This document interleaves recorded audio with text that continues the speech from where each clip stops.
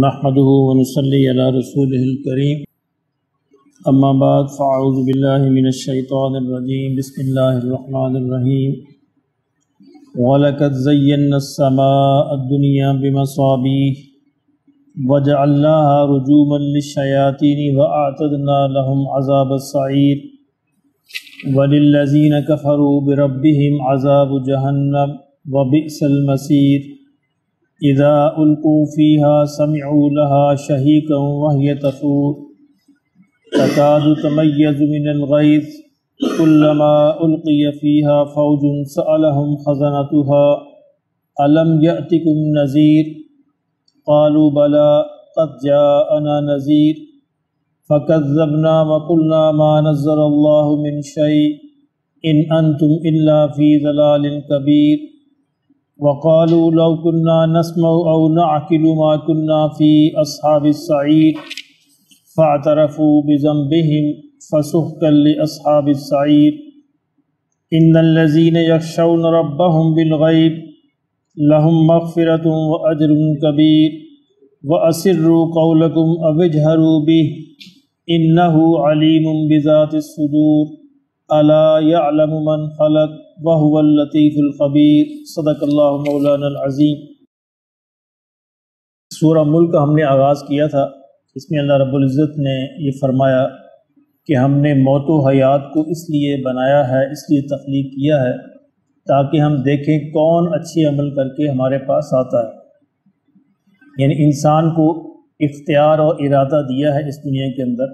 تاکہ وہ اپنی مرضی سے اچھا اور برا راستہ اختیار کر سکے۔ اسی اختیار اور ارادے کی پرسش ہے، اسی کی پوچھ گچھ ہے کہ اس کو ہم نے اب اچھائی کے لیے استعمال کیا یا برائی کے لیے استعمال کیا۔ اب اسی پس منظر میں اللہ رب العزت اپنی قدرتوں کا بیان فرما رہے ہیں کہ جو اللہ یہ سب کچھ کرنے پر قادر ہے، وہ اللہ انسانوں کو قیامت کے دن کھڑے ہو کر اچھے اور برے کو سزا اور جزا دینے پر بھی قادر ہے۔ فرمایا کہ وَلَقَدْ زَيَّنَّا السَّمَاءَ الدُّنْيَا، اور یقیناً ہم نے آسمان دنیا کو زینت دی، اس کو ہم نے سجایا بمصابیح، چراغوں کے ساتھ، یعنی ستارے جو تمہیں نظر آتے ہیں یہ ہم نے اس کو زینت کی چیز بھی بنایا ہے۔ کبھی رات کا وقت دیکھیں نا، اگر ہم کبھی بڑی اندھیری رات ہو تو بہت خوبصورت نظر آتے ہیں ستارے۔ شہروں کے اندر تو اب یہ راتیں گم ہو گئیں، دیہاتوں کے اندر اب بھی نظر آتی ہیں کہ جہاں بالکل گپ اندھیرا ہوتا ہے تو رات کو ستاروں کی روشنی بہت خوبصورت نظر آتی ہے۔ یہی اس کے اندر بیان ہے کہ ہم نے صرف ہماری قدرت کا بیان نہیں ہے بلکہ ہم خوبصورتی بھی پیدا کرتے ہیں، قدرت بھی ہے اور اس سے ہم نے اس دنیا کو خوبصورتی بھی عطا کی ہے۔ وَجَعَلْنَاهَا رُجُومًا لِلشَّيَاطِينِ، اور اس سے ہم ایک اور کام لیتے ہیں، وہ یہ ہے کہ ہم نے ان کو بنایا ہے شیطانوں پر سنگ باری کے لیے، رجم کرنے کے لیے ان کو، یعنی وہ شیاطین جو آسمانوں کی طرف سن گن لینے جاتے ہیں، خبریں لینے کی کوشش کرتے ہیں، ان کو بھی دور بھگانے کا یہ آلہ ہے، اس کو ہم ان کو مارتے ہیں۔ وَأَعْتَدْنَا لَهُمْ عَذَابَ السَّعِيرِ، اور ہم نے ان شیاطین کے لیے جہنم کا عذاب جو ہے وہ تیار کر چھوڑا ہے۔ وَلِلَّذِينَ كَفَرُوا بِرَبِّهِمْ، اور جو اپنے رب کا انکار کریں، جو اپنے رب کے ساتھ کفر کریں، یہاں اس سے مراد ہے قیامت کا انکار کریں، جو قیامت کے برپا ہونے کا انکار کریں، عذاب جہنم، ان کے لیے بھی جہنم کا عذاب ہے۔ وَبِئْسَ الْمَصِيرُ، اور یقیناً وہ بڑا ہی برا ٹھکانہ ہے۔ اذا القوا فیہا، جب وہ اس کے اندر ڈالے جائیں گے، ابھی ان لوگوں کا بیان ہے جو جہنم کے اندر ڈالے جائیں گے، اس کیا منظر ہوگا؟ فرمایا کہ جب وہ اس کے اندر ڈالے جائیں گے، سمعوا لها شہیقا وہی تفور، تو وہ جہنم کا دھاڑنا سنیں گے، جہنم کی گرج سنیں گے، اور وہ ابل رہی ہوگی، گویا جہنم ابل رہی ہوگی۔ اس کے اندر مفسرین کے دو نقطہ نظر ہیں، ایک کا خیال یہ ہے کہ جہنم کی آواز وہ سنیں گے، اور دوسروں کا خیال یہ کہ نہیں، جہنم کے اندر جو انسان جل رہے ہوں گے ان کی چیخو پکار کو وہ سنیں گے۔ دونوں ہی پاسبلٹیز ہو سکتی ہیں کہ جب ان کو ڈالا جائے گا جہنم کے اندر تو وہ جہنم کے دھاڑنے کو اس کو سنیں گے۔ تکاد تمیز من الغیظ، اور یہ گویا اس طرح کا منظر ہوگا کہ جہنم غصے اور غضب کے ساتھ گویا پھٹ پڑے گی، اس طرح کا دھاڑنا ہوگا۔ کلما القی فیہا فوج، اور جب بھی اس کے اندر کوئی گروہ جو ہے اس کے اندر ڈالا جائے گا، سألہم خزنتها، تو جہنم کے نگران اور جہنم کے داروغہ ان سے پوچھیں گے، الم یأتکم نذیر، کیا تمہارے پاس کوئی ڈرانے والا نہیں آیا تھا؟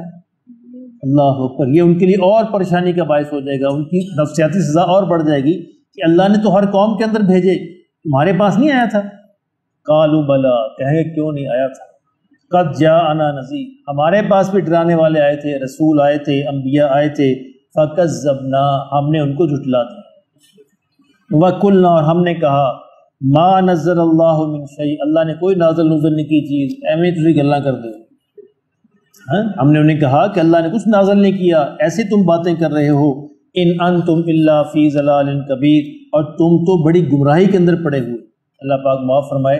یہ ایک وتیرہ ہوتا ہے، یعنی نیک لوگوں کو، انبیاء کو، رسولوں کو جھٹلانے کا، کہ ان کو یہ کہا جائے کہ ایویں تسی گلاں کر دے، ایویں ساڑھے پیچھے پے رہندے، یہ کچھ بھی نہیں ہے۔ وقالوا، پھر وہ کہیں گے لو کنا نسمع، اگر ہم سن لیتے ان کی بات، اگر ہم ان کی بات کو سن لیتے، او نعقل، یا ہم عقل سے کام لے لیتے، ما کنا فی اصحاب السعیر، تو آج ہم دوزخ والوں میں نہ ہوتے۔ گویا یہ دو اللہ نے جو صلاحیتیں دی ہیں، سننا اور سمجھنا،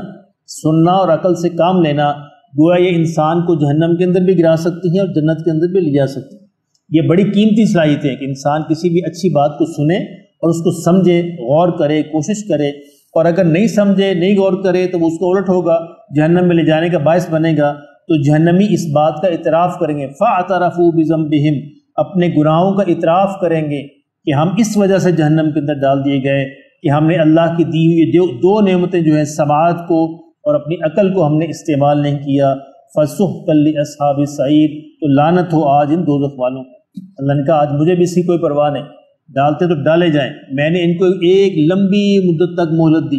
بار بار مہلت دی، بار بار یاد دلایا، بار بار سمجھایا، انبیاء بھیجے، رسول بھیجے، کتابیں بھیجی، نیک لوگ بھیجے، مجدد بھیجے، صالح آدمی بھیجے، لیکن کسی نے بات نہ سنی۔ اور اس کے مقابلے میں وہ لوگ، ان الذین یخشون ربہم، جو اپنے رب سے ڈر کر رہے، دنیا کے اندر اپنے رب سے ڈر کر، کس طرح؟ بالغیب، ان دیکھے، یعنی انبیاء کی بات پر یقین کرتے ہوئے وہ اپنے رب سے ڈر کر رہے، کیا ہوگا؟ لہم مغفرہ، ان کے لیے مغفرت ہوگی، بخشش ہوگی، وَأَجْرٌ کبیر، اور ان کے لیے ایک بڑا اجر ہوگا اللہ رب العزت کے پاس۔ وَأَسِرُّوا قَوْلَكُمْ، اگر تم اپنی باتوں کو چھپاؤ، اب وجہروا بِہ، یا ان کو ظاہر کرو، اللہ کو کوئی فرق نہیں پڑتا۔ اِنَّهُ عَلِيمٌ بِذَاتِ الصُّدُورِ، وہ تمہارے سینوں کے بھید سے واقف ہے، اس کو چھوٹی بڑی اونچی نیچی بات سے کوئی فرق نہیں، وہ تو تمہارے سینوں کے اندر جو خیالات ہیں اللہ تو ان سے بھی آگاہ ہے۔ الا یعلم من خلق، ارے کیا وہی نہیں جانے گا جسے تمہیں بنایا ہے؟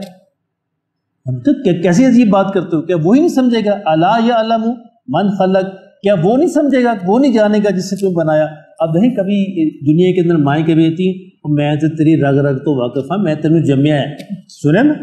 میں نے پیدا کی، یعنی وہ ماں معمولی سا جس کا حصہ ہے تخلیق کے اندر، حیثیت ہی کوئی نہیں، وہ یہ مان رکھتی ہے کہ میں تمہاری رگ رگ سے واقف ہوں۔ تو اللہ رب العزت نے بنایا ہے، جسے کچھ نہ ہونے سے سب کچھ بنا دیا ہے، تو اللہ فرماتا الا یعلم من خلق، وہی نہیں جانے گا،